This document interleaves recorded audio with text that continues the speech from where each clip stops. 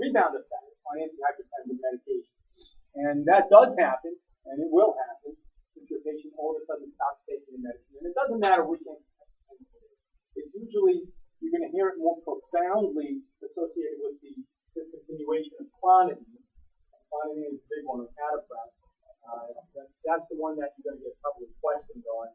But it really happens with all antihypertensive. So if I'm on beta blocker, if I'm on metoprolol 100 twice a day, and I run out of the medicine, I go on vacation, I'm on a cruise and I forget to bring it with me, oh, this is fine, that'll be fine. You know, it's not going to be fine. I will probably, my blood pressure will go higher because just look at this from a cellular response. In fact, this is regular physiology. When you administer a medication, it's going to a beta blocker, it's going to what? It's going to block the beta receptor. So you're going to get that cell's responses to that cell's responses. Wait a minute, what's happening to these beta receptors? We're not getting stimulated. It will synthesize more. So for argument's sake, the cell has 10 receptors, beta receptors.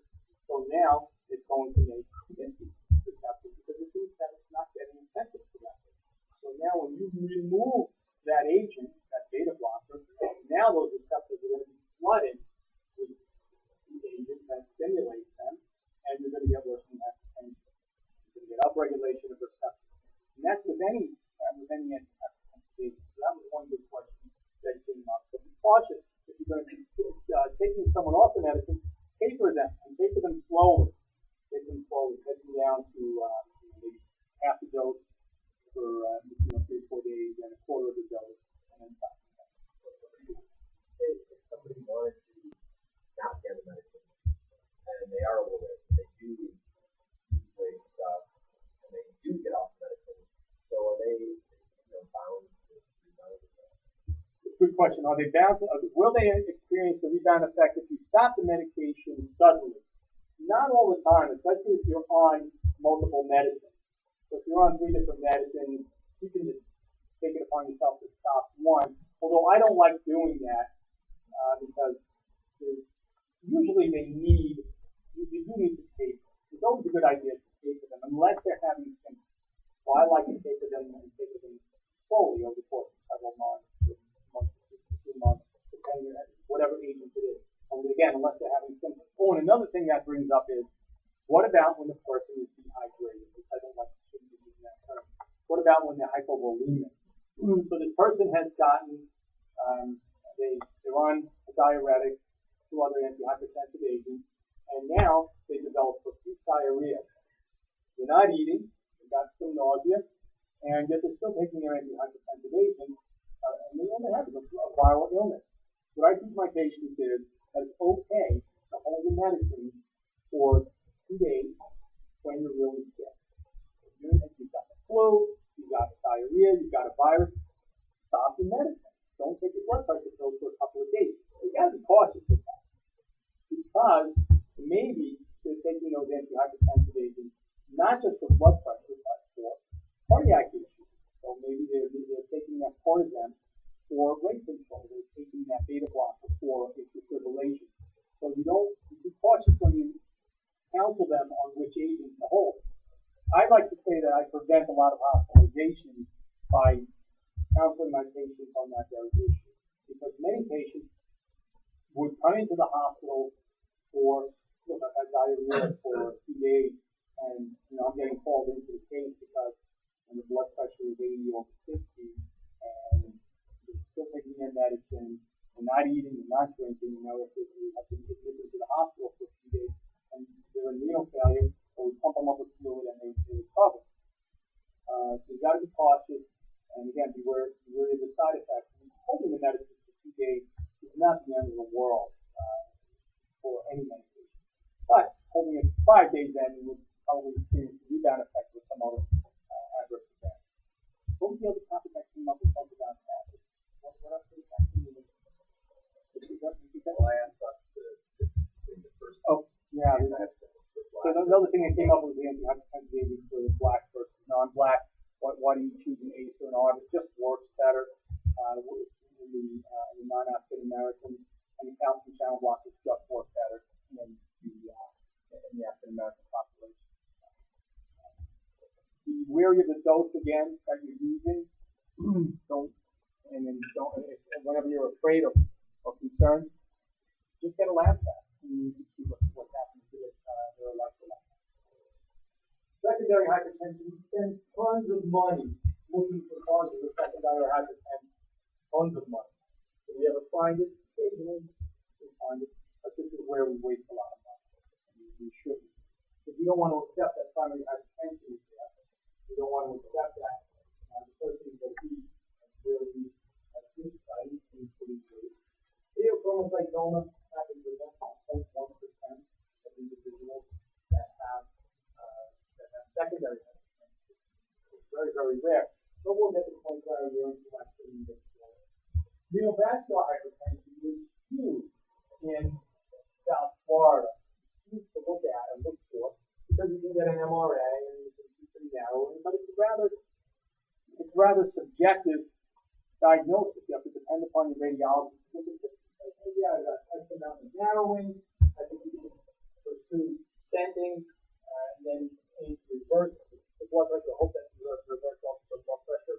But the amount of stents that we put in South Florida in the early 2000s is ridiculous. The number that we put in $20,000 and Medicare, the amount of money that Medicare spent, and how many blood pressures did we reverse? We did. Very, very minimal.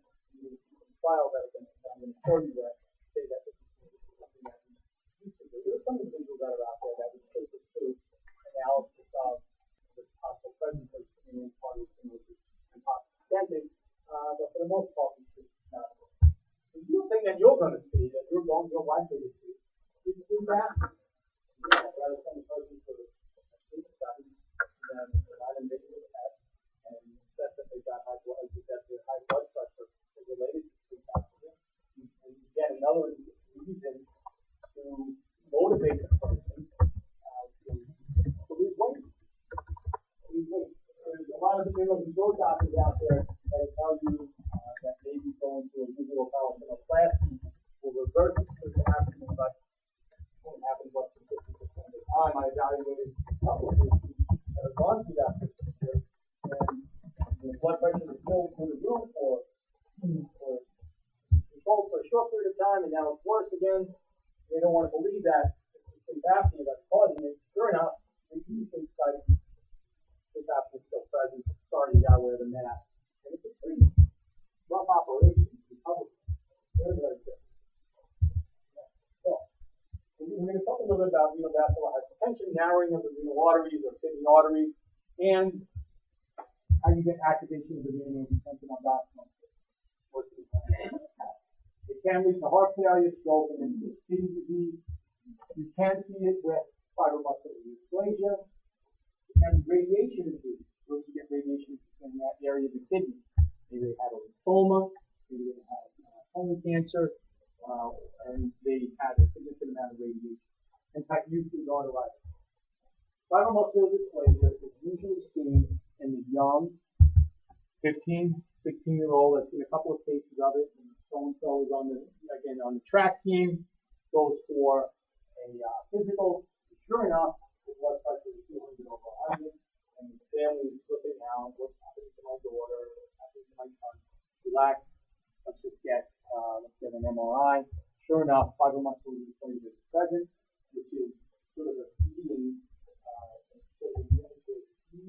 narrowing of the renal arteries. Maybe just one artery. You can fix it. The problem is, you can fix it by just angioplasty nowadays. If it doesn't work, the rarity that it doesn't work, but if it doesn't work, you've got to have a renal. What they do is they take a vein from elsewhere in the person's body and they patch it. They actually do a remodeling of the renal artery with a venous patch. That happens with fibromuscular dysplasia. Again, that could be a young teenager. If they're being a teenager, that's extremely active. Fibromuscular dysplasia is something that can be reversed and fixed in that setting. I've got actually a friend of mine. She actually had this when she was 16, and she's paranoid. Every year, she has to come in and she's worried. She had this 48 years. She had it when she was 17 nephrologist to just make sure that everything is fine, especially so well controlled. And with her now, blood pressure is starting to increase, so the question comes up, does she have a recurrence of fibromuscular dysplasia, or is this primary hypertension setting in? And it's very likely that primary hypertension setting in, which is not the purpose.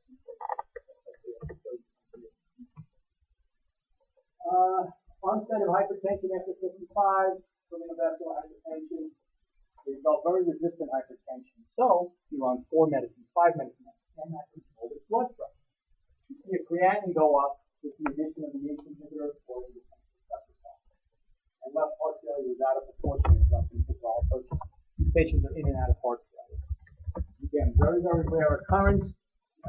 And when it does occur, you send them to the MRA, magnetic resonance imaging, angiography, and you see the significant narrow.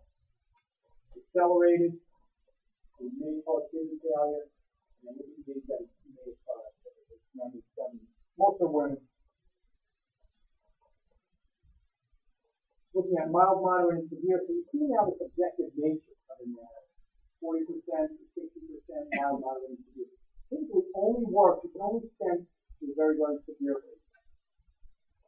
You can ask the cardiologist, or the cardiologist actually needs to do a drive-by angiography when he or she was putting the catheter through the femoral artery and snaking it up through the iliac and eventually descending the aorta, and he was able to shoot the vessel with dye, and it's narrowing, and they said, hey, you've got renal artery stenosis. You need to have a stent here. So they were developing procedures and looking for work in the early 2000s. And that's why we put in so many. So only about, not even half of the patients had greater than 50% stenosis. Many of them didn't require any intervention. Even though it's there, doesn't mean that you got to do something about it. Even if you diagnose them now, you don't have to put a stent. Who benefits? Did remain elusive until recently with the oral file and the astral file with almost the resistive index. The resistive index by ultrasound less than 0.8. It favors blood pressure reduction. It's greater than 0.8, and you would put a stent, no blood pressure reduction. And what's the resistive index? Peak systolic velocity minus end diastolic velocity over the peak systolic velocity. And here's your normal range, 0.6. I don't think they question on it. It's something that you have to play with every year. Just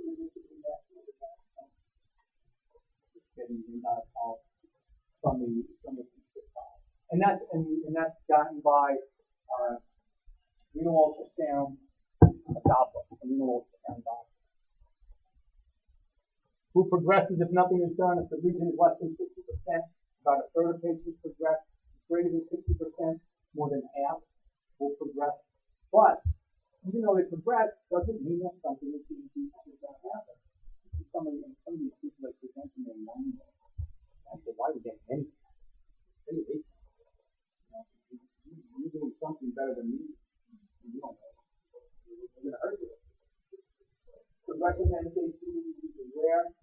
And the question that I always used to raise, I had to raise with the cardiologist and the interventional radiologist is this.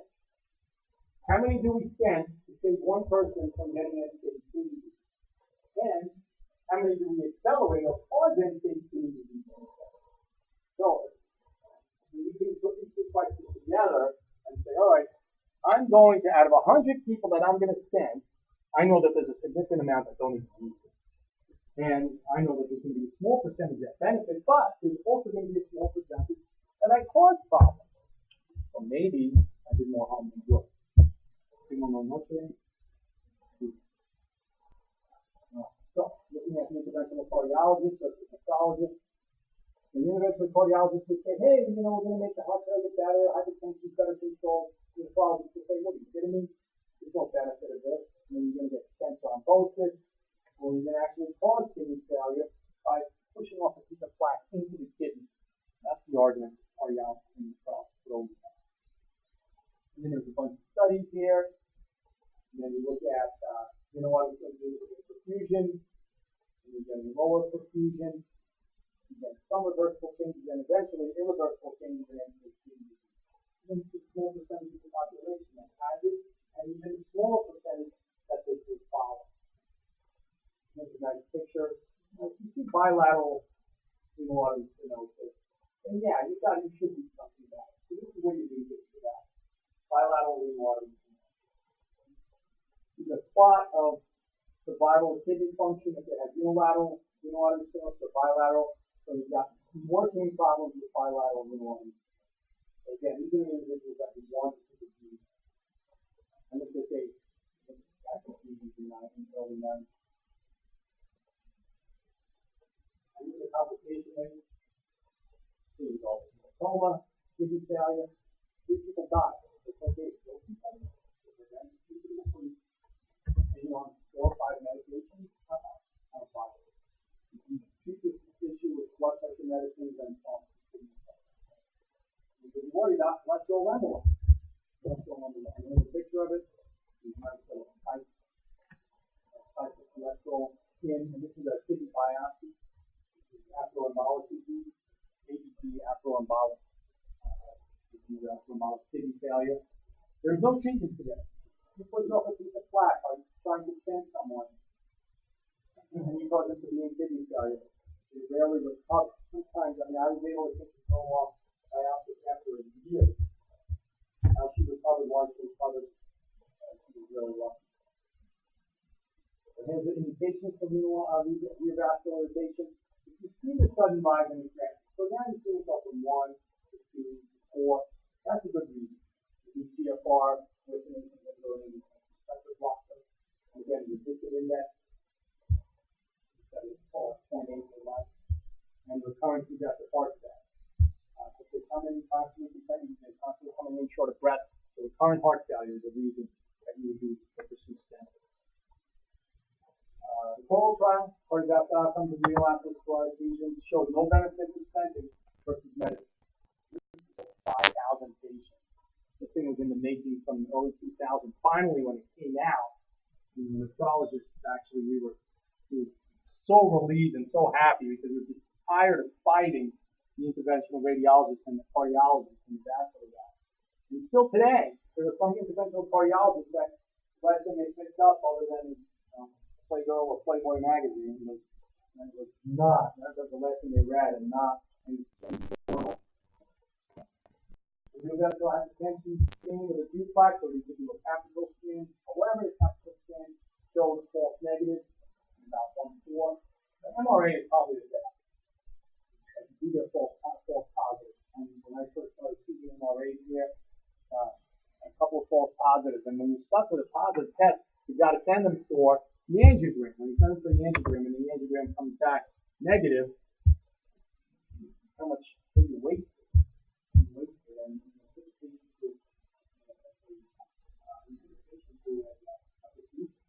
the resistive index again, 0.8 associated with this, less than 0.8. That's when you do. These stenosis rates are rare, but really high in drug use. The ASPEL trial, atherosclerotic rheumatoid disease, that's the most expensive trial with angioplasty and stent for the renal artery lesion. Similar, I'm not going to take it through.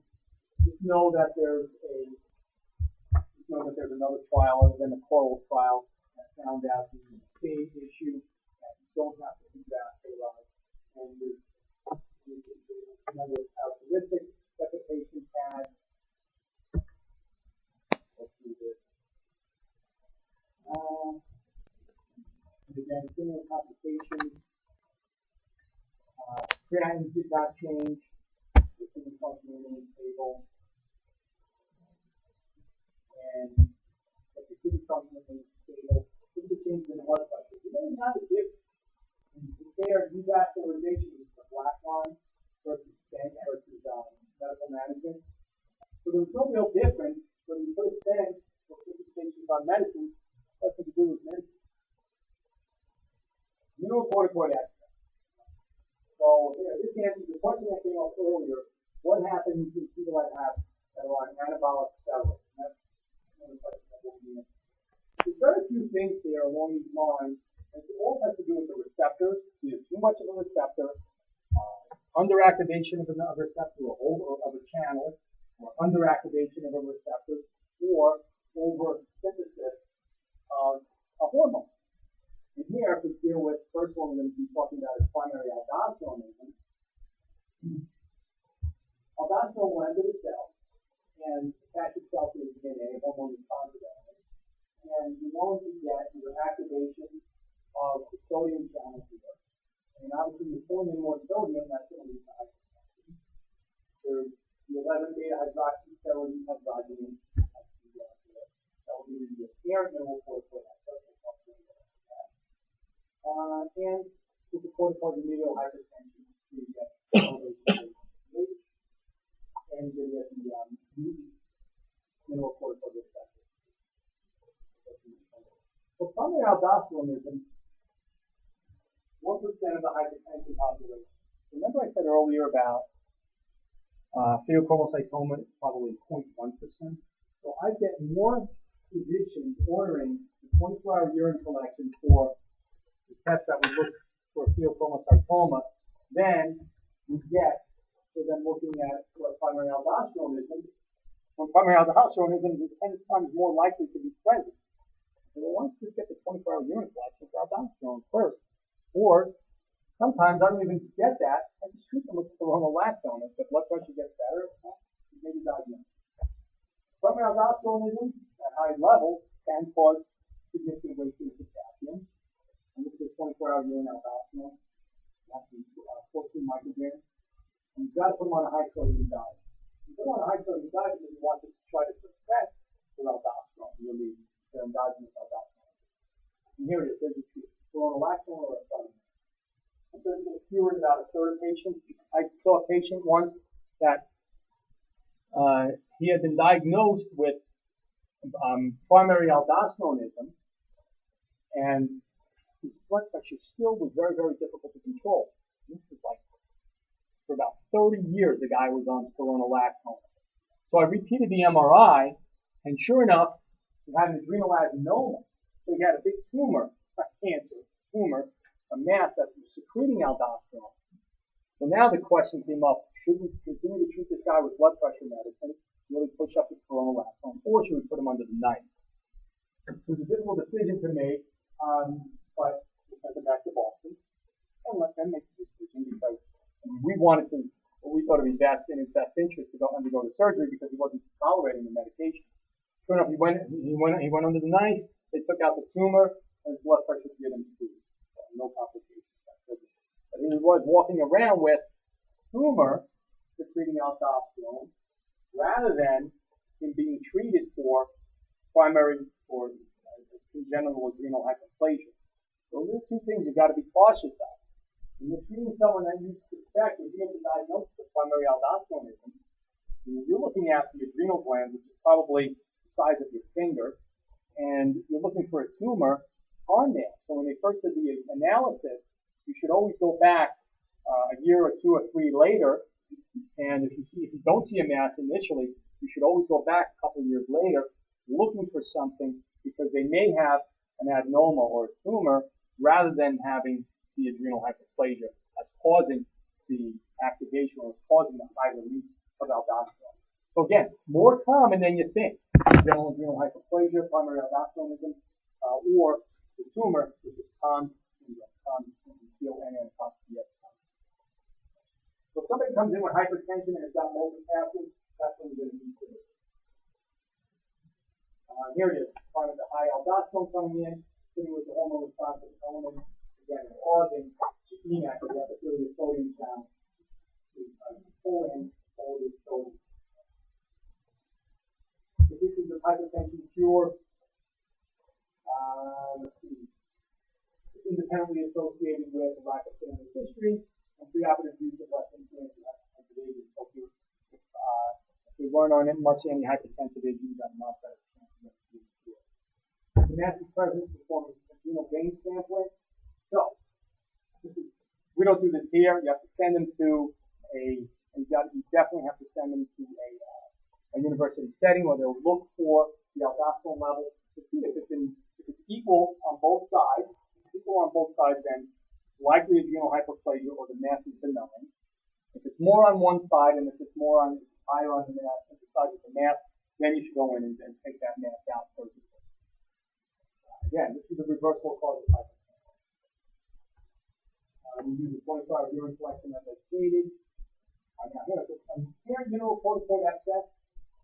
This is autosomal dominant. This is salt-dependent hypertension, hypokalemia. They have low plasma renin and low plasma aldosterone levels. But the apparent mineral corticoid excess, why? Because you have this dominant inheritance of a dominant 11 beta hydroxydehydrogenase. So if you have that, you don't break down this amyloid enzyme that's a great cortisol.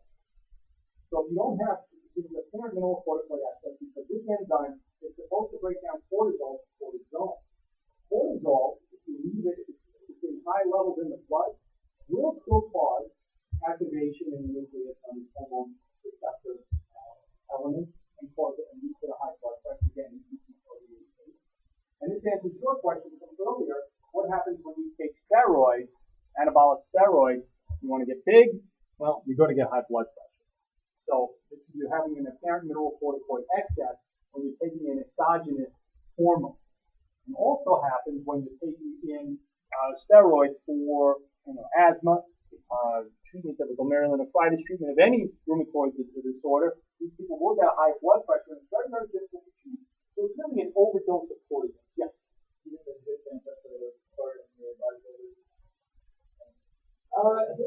Probably, yeah.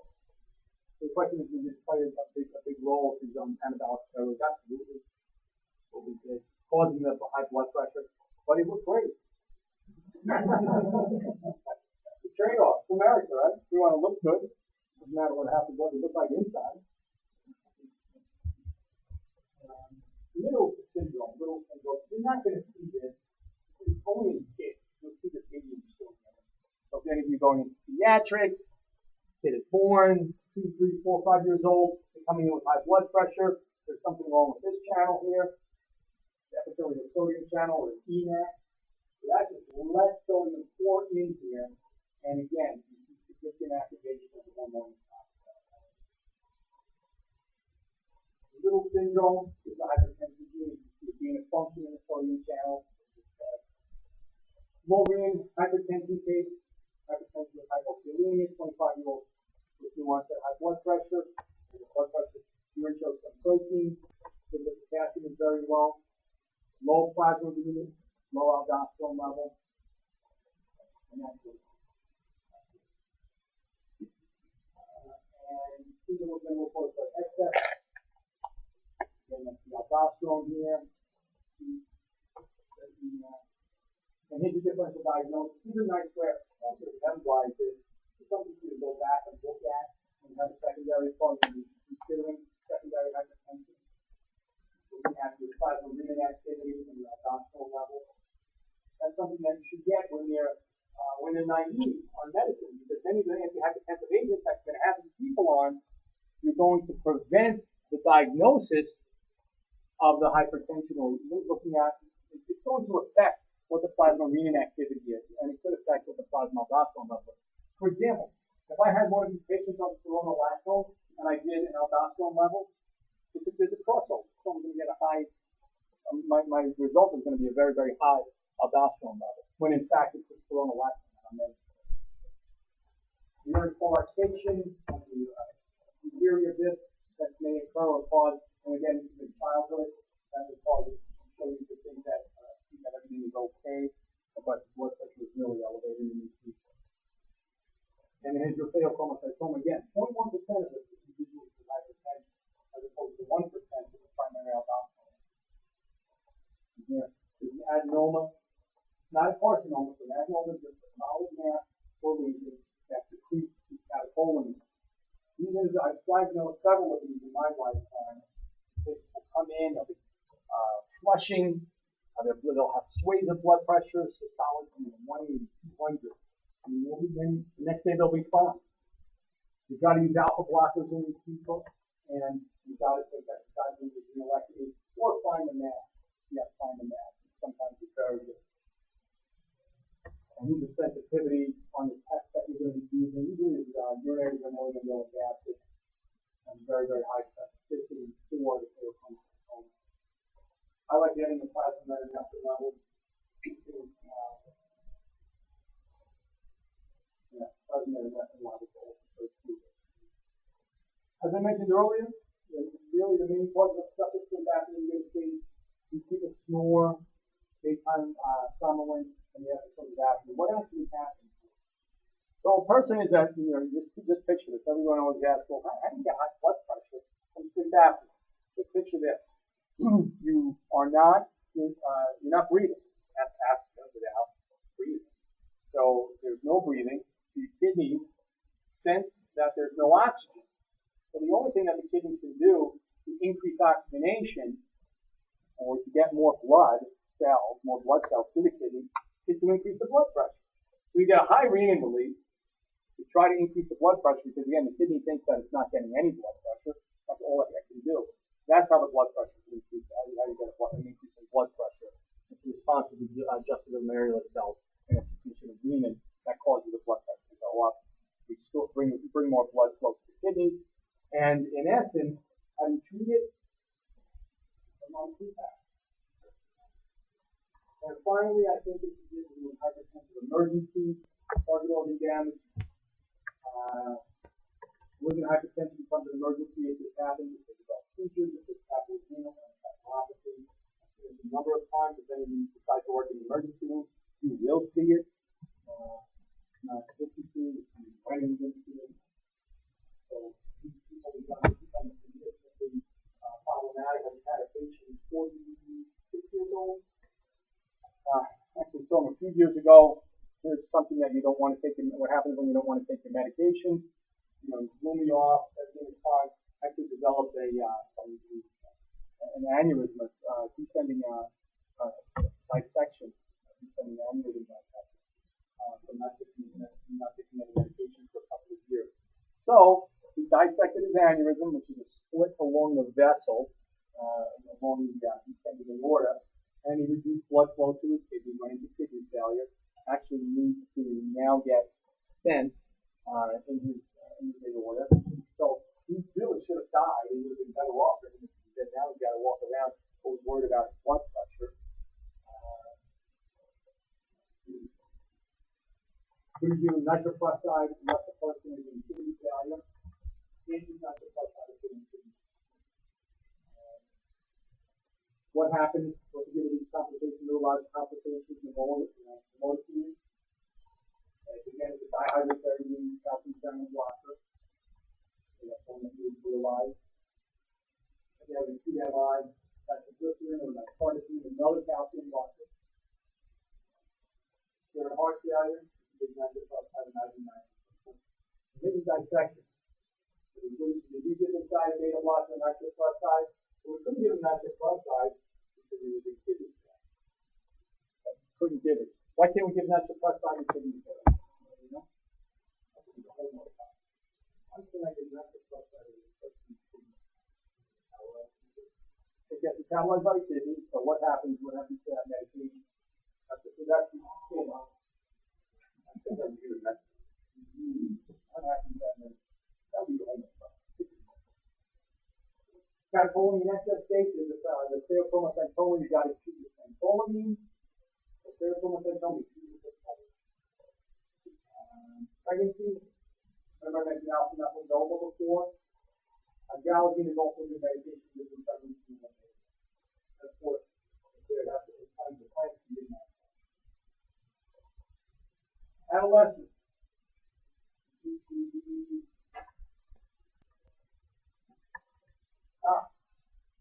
Just when the problem thought that we had some time to breathe, because we were able to keep the interventional cardiologist at bay, what happened? Come up with some other wacky treatment for blood pressure, and that's called radioablation. Well, why don't we just fry or sear the nerves that are feeding the kidney? So they'll stick a hot gun in the renal artery to burn the vessel, to burn the nerve on the outside of the artery, to prevent the response that the kidney is going to then respond to. and really cut down on the immunodeficiency system release. So this is something else that we got to deal with. So then went through this simplicity file. Look at all the individuals with very, very large weight in their age. They had to be on more than 3 medications. They were excluded if they had type 1 diabetes, if they had prior renal disease. There's no formal evaluation for resistant hypertension. This is a bad thing. If they could have had another form of primary hypertension, there's no standard protocol. And the patient compliance is not there. So the other question that happens is, even after you burn out the nerve, will those nerves regenerate? And are they long lasting? So of course, they're only doing it in Europe now. They're still pushing through in Europe. Here on the Simplicity 3, it showed that there was no benefit. Thank goodness, because I'm sure that those problems are going to be recurring. But in Europe, they're still allowed them going through this. One of my patients actually flew to Germany to get this done. I'm like 92 years old. He has to stay on 5 minutes. No, I'm going to do this. Comes back. What was the result? Still on 5 medicine, lose out, I don't know, $50,000. So, summary: initiation of treatment, follow the guidelines again for the CRT location. Start with low doses, monitor know your symptoms, potential complications. Again, is this the volume? How am I doing? Am I treating the volume-mediated system? Am I treating the RAS system? Am I treating the sympathetic nervous system? Or am I treating the heart failure system, nebulizing the therapy? And that's because of that. Volume-mediated, hormone-mediated, causes, and are they compliant? Individualize the treatment. One of the patients with a high likelihood of multiple drugs that I stated earlier, I like to tell all my patients that. And if you're going to be on 3 or 4 medicines, you're not going to get around it. Maybe in the future we can cut back on it. And then if they're giving you a hard time about it, look, I'll take you to the dialysis center. And you really want to see that, that's where you're going to wind up if you're lucky. Come on, let's do that.